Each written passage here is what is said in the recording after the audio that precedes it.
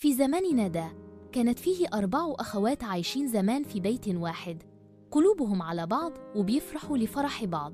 كبروا واتجوزوا، وكل واحدة راحت في طريق، وبدأت المسافات تكبر مش بس بين البيوت لكن بين القلوب كمان.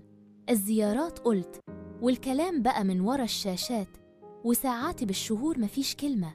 حصلت خلافات بسيطة كبروها الأهل أو الأزواج، وتحول العتاب لخصام.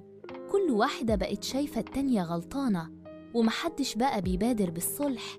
المناسبات عدت ومفيش لا تليفون ولا تهنئة، كأنهم أغراب. الأم تعبت وحاولت تجمعهم، لكن حتى صوتها ما بقاش يوصل. الذكريات الجميلة بقت صور في ألبومات قديمة مغطاة تراب. وفي جنازة الأم وقفوا جنب بعض بس مش زي زمان. العيون كلها وجع، وكل واحدة رجعت بيتها بتسأل نفسها، هو الخلاف كان يستاهل